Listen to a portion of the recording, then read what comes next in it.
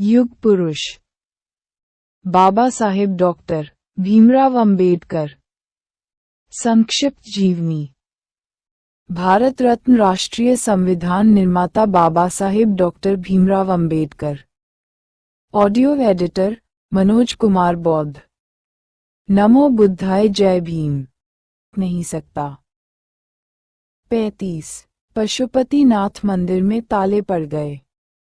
नेपाल के महाराजा के अधिकारियों ने बाबा साहेब से प्रार्थना की कि नेपाल के प्रसिद्ध पशुपतिनाथ मंदिर और स्वयंभू बुद्ध विहार में दर्शन करने चल सकते हैं।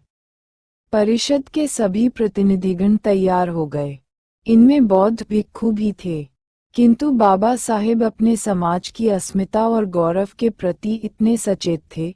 उन्होंने गंभीर होकर कहा, जब मैं हिंदू ही नहीं रहा तो हिंदू मंदिर में क्यों जाऊं? बाबा साहेब की इस सुदृढ़ निष्ठा और तिरत्न के प्रति अटूट आस्था को सभी देखते रह गए। किंतु पशुपतिनाथ मंदिर के पंडे पुजारी इस भय से कि कहीं डॉक्टर अंबेडकर हमारे मंदिर में आकर इसे अपवित्र न कर दें, मंदिर के द्वार पर बड़े बड़े ताले लगाकर भाग गए। 36 करुणामयी अंबेडकर। करुणा के सागर बाबा साहेब डॉक्टर अंबेडकर बहुत भावुक और दूसरे के दुख को देखकर पिघल जाने वाले व्यक्ति थे।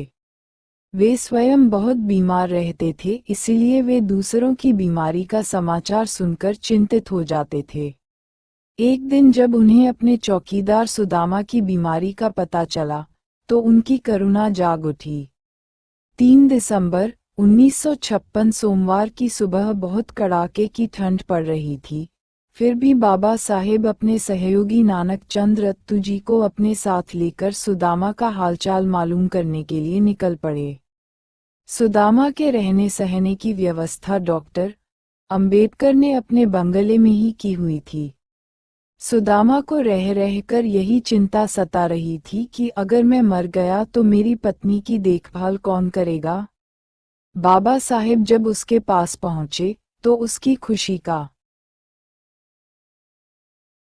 बाबा साहेब डॉक्टर अंबेडकर संक्षिप्त जीवनी। 61 सुदामा को ढांढस बंधाते हुए ठिकाना न रहा ये देखकर कि बाबा साहेब खुद उसकी झोपड़ी में चल कर आए हैं। वह खुशी के मारे सुबक सुबक कर रोने लगा।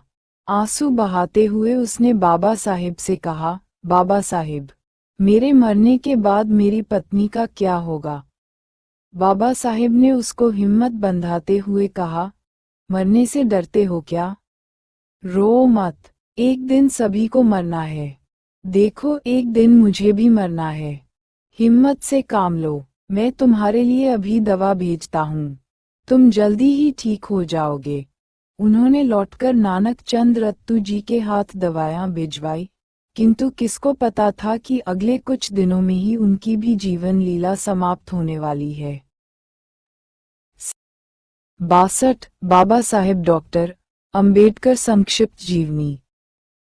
जनता को ये बताना कि जो कुछ मैंने उनके लिए किया है, यह मैंने अपने जीवन में भांति भांति की कठिनाइयाँ, बाधाएं और विपत्तियों को सहन करके किया है और मुझे अपने विरोधियों के साथ कठिन संघर्ष करने पड़े हैं।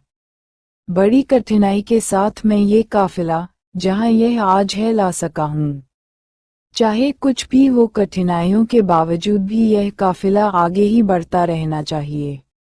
यदि मेरे अनुयायी इस काफिले को आगे न ले जा सकें तो उन्हें इस काफिले को किसी भी रूप में पीछे नहीं जाने देना चाहिए। मेरा अपने लोगों को यही संदेश है।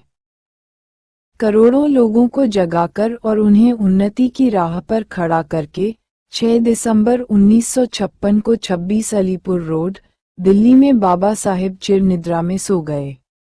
डॉक्टर भीमराव अंबेडकर के जीवन भर के संघर्ष का ही यह परिणाम है कि सदियों से उपेक्षित, दलित व शोषित वर्ग जिनको देखना और छूना पाप था, जिनकी परछाई तक अपवित्र समझी जाती थी, जिनके चलने फिरने के मार्ग, कुएं, तालाब, मंदिर और बस्तियां तो क्या शमशान घाट तक अन्य देशवासियों की घृणा के कारण अलग थे। आज